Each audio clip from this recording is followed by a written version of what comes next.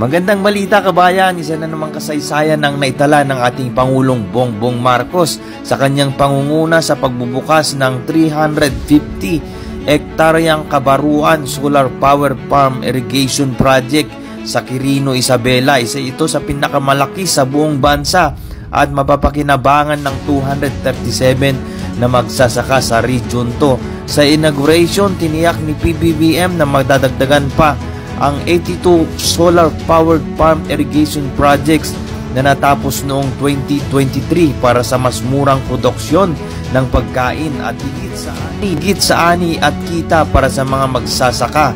Patuloy lang din ang pagsulong ng gobyerno sa mga kabagong solusyon para sa sektor ng agrikultura ayon sa Pangulo.